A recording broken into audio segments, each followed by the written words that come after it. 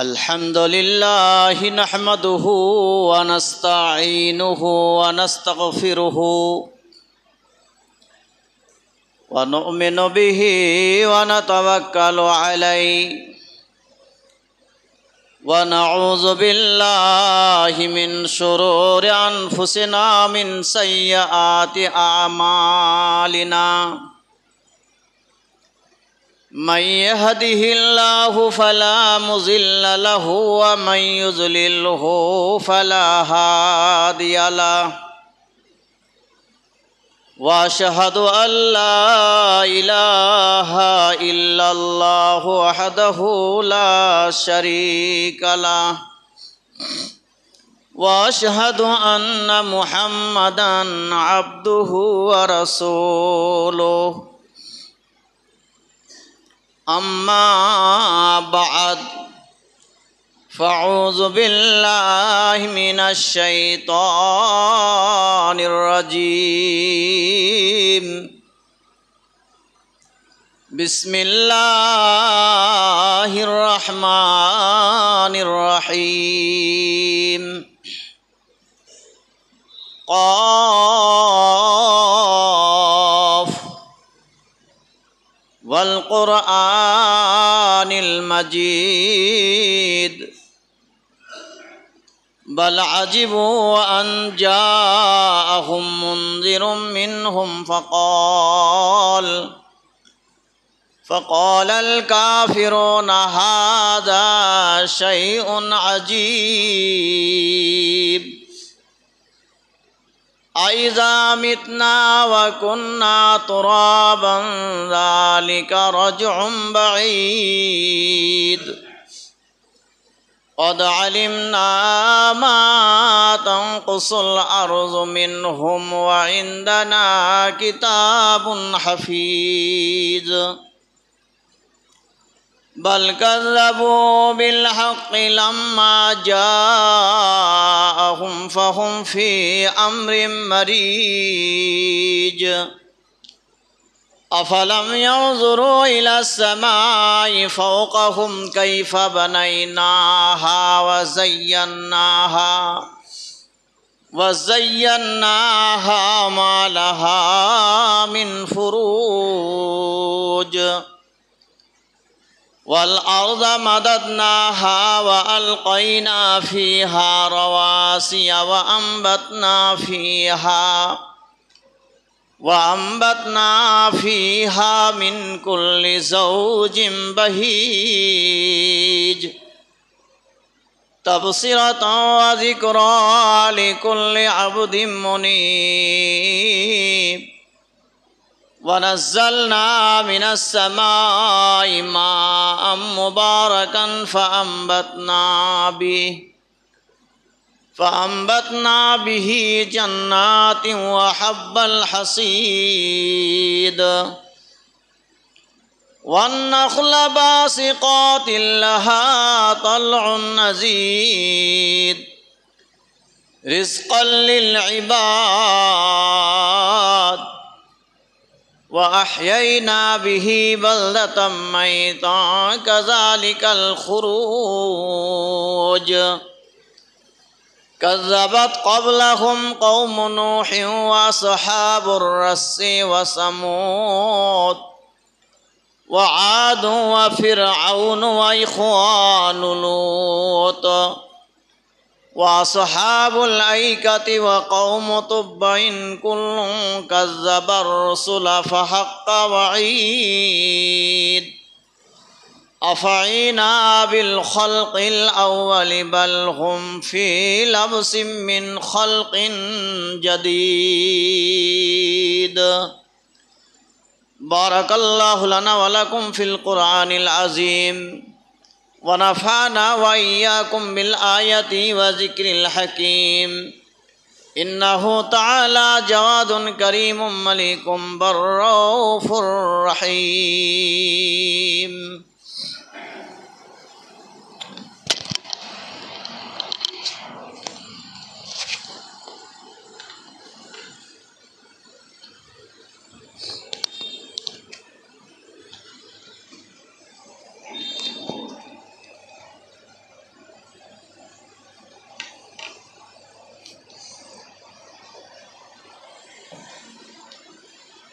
نحمده ونصلي على رسوله الكريم أما بعد فأعوذ بالله من الشيطان الرجيم بسم الله الرحمن الرحيم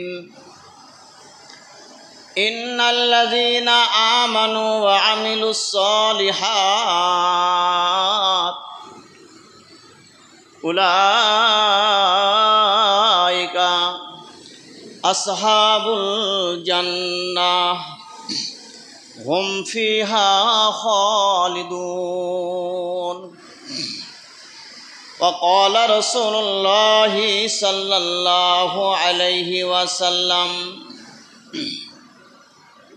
ثلاثة لا يدخلون الجنة العاق للوالدين والديوث والرزالة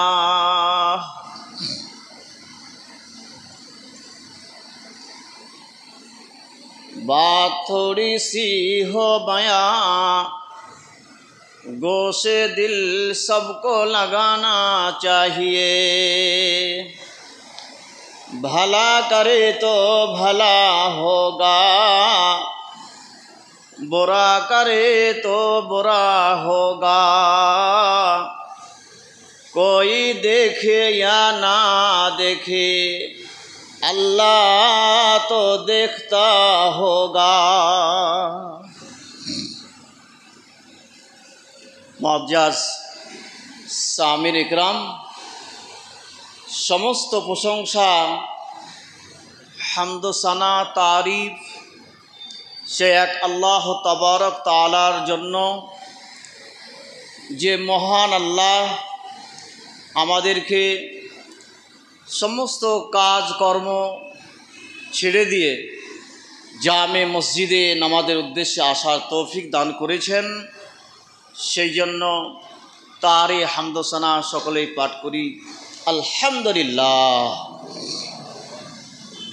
तार परे परे मोरर दोलाल आमिना लाल ताजदारे मदानी अहमद मुस्तफ़ा मोहम्मद मुस्तफ़ा सल्लल्लाहु अलैहि वसल्लम तिनार उपर शत सहस्र दरूद ओ सलाम बर्षित होक अल्लाहुम्मा आमीन अल्लाहुम्मा सल्लि अलैहि अल्लाहुम्मा बारिक अलैहि।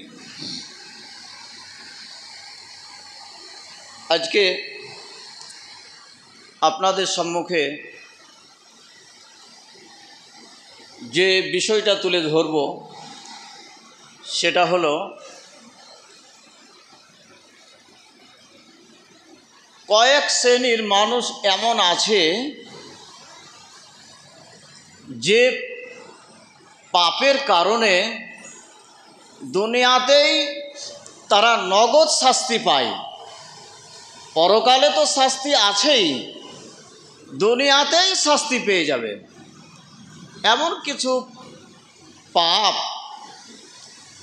सेई पापेर कारणे पाप करार कारणे गुनाह करार कारणे दुनियातेई शास्ति पाबे परकाले तार जोन्नो शास्ति आलादा आछेई सेई सम्पर्के कयेकटा श्रेणीर कथा सेगुला कुरान ओ हादिस थेके आपनादेर सामने तुले धरब। एक नम्बर हलो उकुकुल वालिदाइन पिता मातार अबाध्य सन्तान पिता मातार अबाध्य सन्तान पिता माता के कष्ट देय तारा जेभावे चलते बोले जे कथा बोले कथार उल्टो चले तादेरके आघात देय एদের শাস্তির কথা দুনিয়াতে বলা হয়েছে এরা নগদ শাস্তি পাবে দুনিয়াতে এদের জন্য শাস্তি অবধারিত পরকালের শাস্তি রয়েছে। আল্লাহ রসুল বলছেন পরকালের শাস্তিটা সালাসাতুল লা ইয়াদখুলুনাল জান্নাহ, তিন শ্রেণীর, এই তিন শ্রেণীর লোকেরা তারা জান্নাতে যাবে না। লা ইয়াদখুলুনাল জান্নাহ। এক নম্বর হলো উকুকুল ওয়ালিদাইন,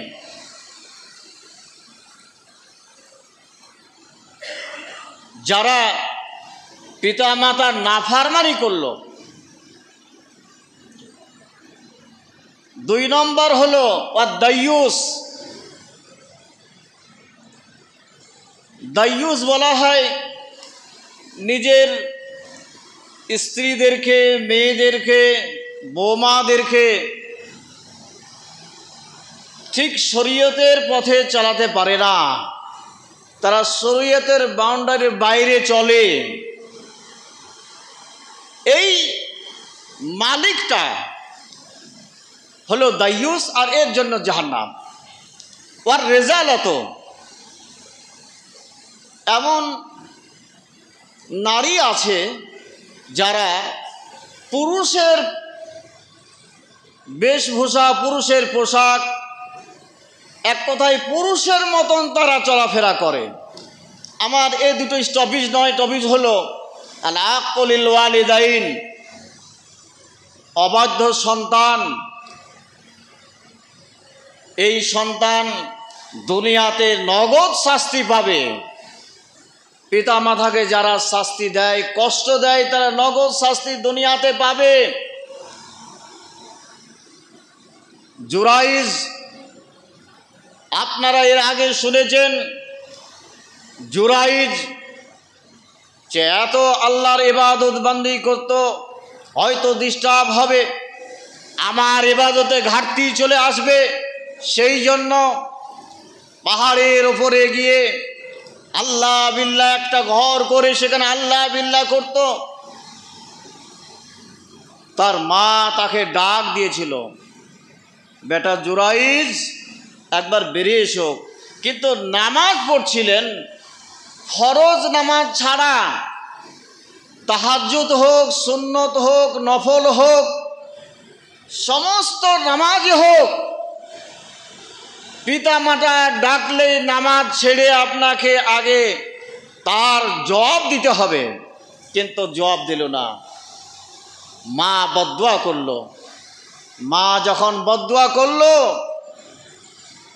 তারপরে একজন মহিলা, বিবাহ শাদী হয়নি, ওই মহিলাটার বাচ্চা নিয়ে এসে বলছে দেশবাসীকে, এই বাচ্চাটা হলো জুরাইজের, এটা জুরাইজের বাচ্চা।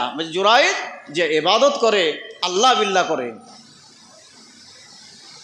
পিটাতে লাগলো, তুমি এত পরেশগার, আল্লাহকে তুমি ডাকছো আর এরকম কাজ করেছো। তখন একটাই কথা বললো, আমাকে 2 রাকাত নামাজ পড়তে দেন, আর 2 রাকাত নামাজ পড়ে বাচ্চাকে আমাকে কোলে দেন। 2 রাকাত নামাজ পড়ে দুধ খাওয়া বাচ্চা কোলে নিলেন, আর কোলে নেওয়ার পরে বললেন, তোমার পিতা কে সেটা বলে দাও। ওই দুধ খাওয়া বাচ্চা কথা বলেছিল যে আমার পিতা আবি রাইন আল গানাম, যারা ওই ছাগলের রাখাল, ওই হলো আমার পিতা, জুরাইজ আমার পিতা নয়। সুবহানাল্লাহ। তখন এত মার দিয়েছিল, তারা বলল আপনাকে সোনার ঘর করে দেব। আমাদের অন্যায় হয়েছে, বলছে না, আমার সোনার ঘরের দরকার নাই, এটা আমার প্রাপ্য ছিল, আমি নামাজ পড়ছিলাম, শব্দ আসছিল, মায়ের বদদুয়া আমার লেগে গেছে। কথা হলো নগদ শাস্তি দুনিয়াতে পাবে পিতামাতার অবাধ্য সন্তান। আজকে পিতামাতাকে কষ্ট দিচ্ছেন, ভেবে রেখেন দুনিয়াতে এই কষ্টটা আপনাকেও পেতে হবে, আপনার ওপরও এই কষ্টটা লাঘব হবে, আপনি কষ্ট থেকে পরিত্রাণ পাবেন না। 2 নম্বর হচ্ছে জুলুম, অত্যাচার। এই অত্যাচার এত বড় একটা আমল, যে আমল আপনাকে দুনিয়াতে শাস্তি তার পেতে হবে। আপনি কারোর প্রতি অত্যাচার করবেন, আপনার জনবল, আপনার শক্তি, আপনার টাকা পয়সা, সেই জন্য কমজোরের ওপর আপনি জুলুম করবেন, অত্যাচার করবেন, সাবধান হয়ে যায় ওই অত্যাচার আপনার উপরও হবে, দুনিয়াতেই আপনি পেতে থাকবেন। কোনো রকমের এটা রদ্দবদল হবে না। আপনি করেছেন দুনিয়াতে, দুনিয়ায় আপনি তার ফল ভোগ আপনাকে করতেই হবে। অত্যাচার এত বড় একটা মারাত্মক আমল, যে আমলের কারণে পরকাল আপনার নষ্ট হয়ে যাবে। পরকালের নষ্ট কথা বলি, আল্লাহ নবী সাহাবাদেরকে বললেন, আতাদরুন আল মুফলিস, অভাবী ব্যক্তি, দরিদ্র ব্যক্তি, এই মুফলিস ব্যক্তিকে তোমরা জানো? সাহাবারা বললেন, দিরহামওয়ালা দিনার, যার টাকা পয়সা নাই, যার বাসস্থান নাই, এরাই হলো সব থেকে মুফলিস, এরাই সব থেকে অভাবী। আল্লাহ রসুল বললেন, উত্তর হলো না গো, এরা সব থেকে অভাবী নয়। একজন 5 ওয়াক্ত নামাজ পড়েছে, দান খায়রাত করেছে, সমস্ত আমল করেছে, সেই আমলে উহুদ 2 পাহাড় সমতুল্য নেকি নিয়ে হাজির হবে। তার এই নেকির কারণে সে জান্নাত যেতে চাইবে। পেছনে একটা লম্বা লাইন হবে, যারা অভিযোগকারী অভিযোগ করবে যে আল্লাহ আমার প্রতি জুলুম করেছে, অত্যাচার করেছে, অন্যায়ভাবে মেরেছে, আজকে বিচার করে দেন। সেই সময় তার তো অন্য কিছু নাই, করবে কি, তার নেকি নিয়ে গেছে, ওই নেকির পাহাড়টা কেটে তাদেরকে দিতে দিতে দিতে তার নেকি শেষ হয়ে যাবে, খতম হয়ে যাবে। কিন্তু অভিযোগকারীর লাইন থেকেই যাবে। তখন তার তো নেকি নাই, কি করবে? তাদের গুনাহগুলো সেখানে চাপাইতে থাকবে। এই চাপাতে চাপাতে 2 উহুদ পাহাড় সমতুল্য গুনাহ হয়ে যাবে। আর ওই গুনার পাহাড় নিয়ে তাকে জাহান্নাম যেতে হবে। নবী আমার বললেন, এই সব থেকে মুফলিস, এই সব থেকে অভাবী। সুবহানাল্লাহ। এত পরকালের শাস্তি। দুনিয়াতে আপনি জুলুম করলেন, দুনিয়াতে আপনি অত্যাচার করলেন, এই অত্যাচার করার কারণে তার শাস্তি আপনি দেখলেন। নমরুদ, ফেরাউন, তার এখনো নজির আছে। মিশরের জাদুঘরে তার দেহটা রয়েছে। সে খোদাই দাবি করেছিল, নমরুদ সে খোদাই দাবি করেছিল। এইভাবে আরও যারা আপনার অন্যায়কারী ছিল, উতবা, সাইবা, আবু জেহেল, যার বাড়িতে পায়খানা ঘর করাই হয়েছে, হাজী সাহেবরা দেখে এসেছেন। পায়খানা ঘর যার বাড়িতে করা হয়েছে, সেই তাদের এই দুনিয়াতে অপমানজনক একটা শাস্তি, দুনিয়াতে তাদের নজির এটা রেখে দিয়েছেন যে দুনিয়াতে এরা জুলুম করেছিল, অত্যাচার করেছিল। যেভাবে যে দিক দিয়ে অত্যাচার করবে, আল্লাহ দুনিয়াতে তার শাস্তি আপনি দেখতে পাবেন। আপনি বলবেন, মৌলভী সাহেব, তাহলে তো ফিলিস্তিনে তো খুব অত্যাচার চলছে, কাশ্মীরে তো আপনার পহেলগাঁওয়ে এই কিছুদিন আগে তো মেরে দিল, তো এই তো অত্যাচার চলছে, বহু জায়গায় অত্যাচার চলছে, তো এটা কীরকম? এদের উপর অত্যাচার চলছে কেন? এরা তো মুসলমান। আল্লাহ নবী বলছেন, মুসলমান নাম হবে, তার পোশাক আদি সুন্দর থাকবে, মাথায় টুপি থাকবে, কিন্তু অন্তরের ভিতরে তার মুসলমানের আদব কায়দা, তাহজিব তামাদ্দুন, তার সব কিছু মুসলমানের হবে, কিন্তু আমলটা মুসলমানের হবে না। সেই সময় নবী আমার বললেন, সেই সময় যারা কাফেররা এই মুসলমানদেরকে, তারা যেমন খাবার থাকলে চতুর্দিক থেকে যাদের খিদা অবস্থায় আছে এক জায়গায় রয়েছে, তারা চতুর্দিক দিয়ে খেয়ে কাড়াকাড়ি করে খেয়ে নেয়, ওই রকম মুসলমানদেরকে তারা বিভিন্ন দিক থেকে আপনার টেনে হিচড়ে তাদেরকে ছবল মেরে শেষ করবে। আরেকটা কথা আল্লাহ রসুল বললেন, সাহাবারা বলছেন, ইয়া রসুল আল্লাহ, তাহলে কি সেই সময় মুসলমান কম হবে?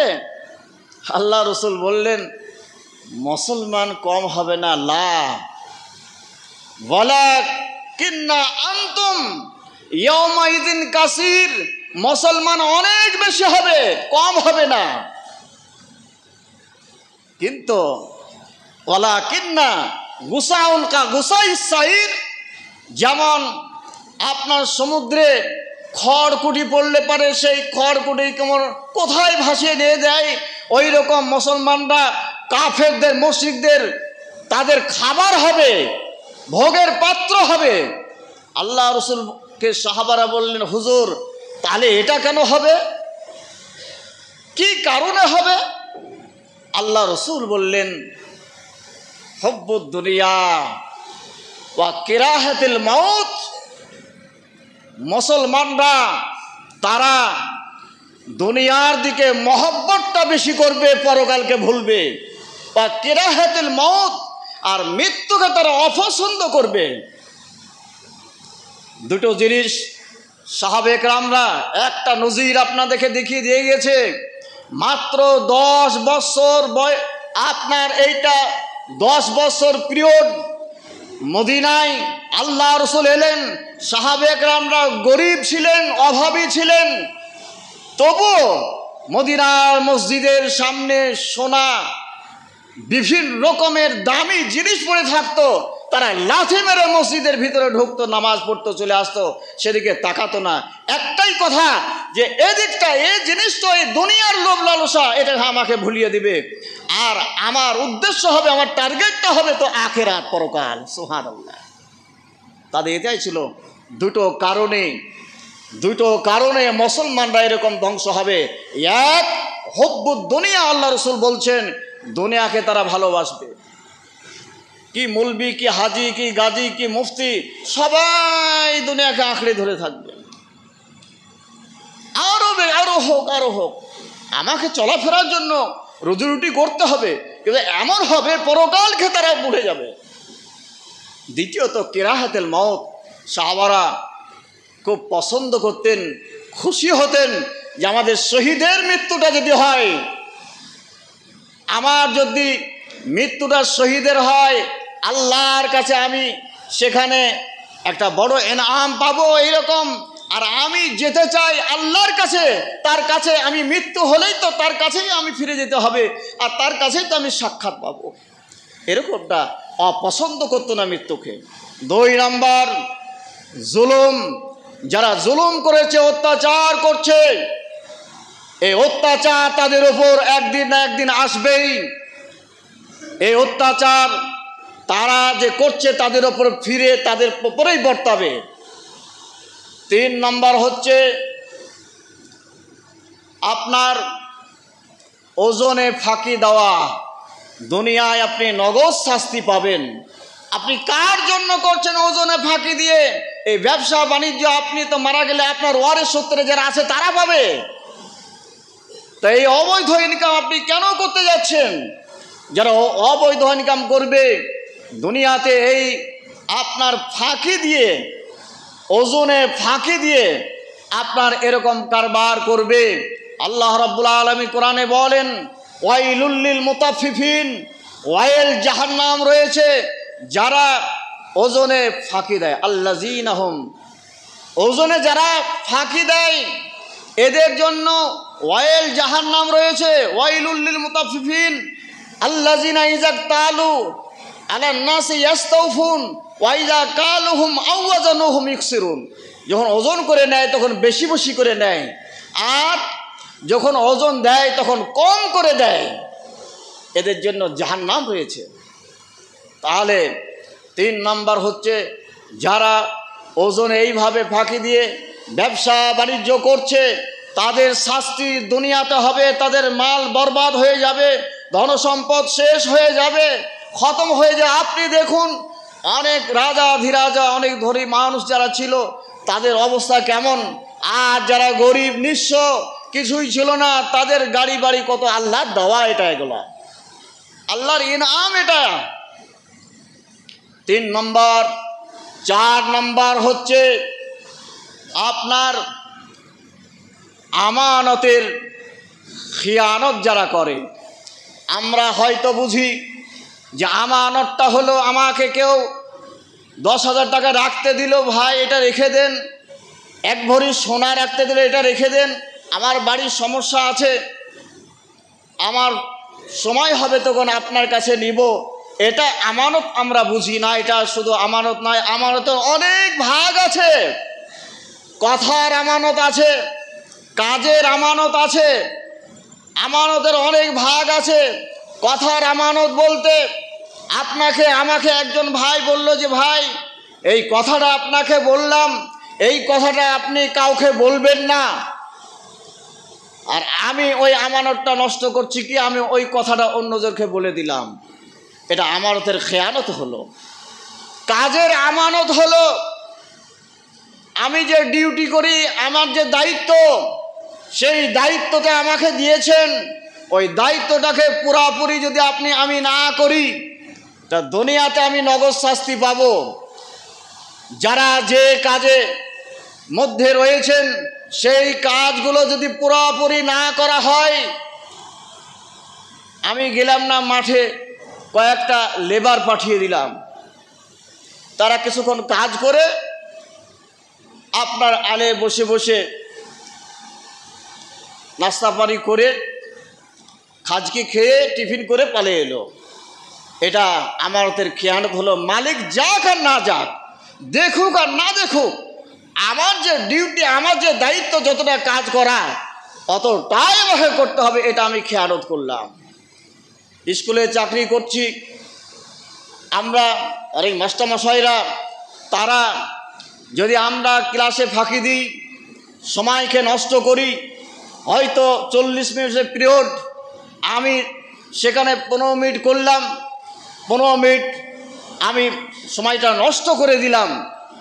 এই যে সময়টা নষ্ট করলাম মানে আমি পাঠদান আমি দিলাম না, এটাও খেয়ানত, সেদিন কৈফিয়ত লাগবে। আর এই খেয়ানতের কারণে এই গজবগুলো আসছে, এই খেয়ানতের কারণেই গজবগুলো আসছে, আযাব আসছে, মুসলমানদের উপর শাস্তি আসছে। এগুলা লক্ষ্য রাখতে হবে।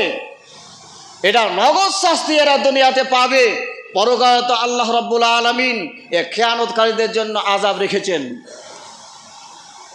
তারপরে হচ্ছে মিথ্যা কথা বলা। মিথ্যা কথা বলে কাজ করা, এটা আমাদের যাবে না। আল মুসলিমু লা ইয়াকযিবু, মুসলমান যারা হবে তারা কোনোদিন মিথ্যা কথা বলবে না। কাফেররা বিশ্বাস করত, একজন মুসলিম সে কাফের বাদশার হাতে ধরা পড়ে গেল। ধরা পড়ে যাওয়ার পরে বলছে কি চাও? তো আমি একটা জিনিস চাই, সেটা হলো আমি যখন বের হয়ে আসি সেই সময় আমার স্ত্রী ডাক দিয়েছিল, এসো ফিরে এসো, একবার সন্তান হয়েছে, সন্তানটাকে এবার দেখে যাও। আল্লাহ রসুল এদিকে জিহাদে ডাক দিয়েছে, আমি ফিরিনি, আমি চলে এসেছি, তো একবার বাড়ি যাব, তাহলে তোমার জায়গায় তো কাকে বসাতে হবে। একজন কাফের সে বলল আমি এই জায়গায় বসবো, ও যদি না আসে তা ওই ফাঁসির জায়গায় আমি ঝুলবো। সুবহানাল্লাহ। বসে গেল, বাড়ি গেল। তার কয়েক ঘন্টা টাইম নিয়েছিল, বলে আমি মাগরিবের আগে আপনার এখানে হাজির হয়ে যাব। সে আসে না। এই রকম অবস্থা। সবাই বলছে এই কি কাজ করলি, আজকে তোকে তো এই ফাঁসির জায়গায় তোকে ঝোলানো হবে, আর এই দায়িত্ব নিলি বা কেন? বারবার সবাই বলছে। এদিকে বাড়িতে তাদের দেখাশোনা করা, তাদের সাথে বিদায় হওয়া, সেই জন্য দেরি হয়েছে। এত স্পিডে ঘোড়াকে ছুটে নিয়ে আসছে, মাগরিবের আগে এসে পৌঁছে গেল। সেই কাফেরটা বলছে, আল মুসলিম লা ইয়াকযিবু, আমি বিশ্বাস করি মুসলমানরা কোনোদিন মিথ্যা কথা বলে না। এ মুসলমান, সেই জন্য আমি এখানে তার জিম্মা আমি নিয়েছি। এ হাজির হয়ে গেছে। মুসলমান মিথ্যার আশ্রয় নেবে না।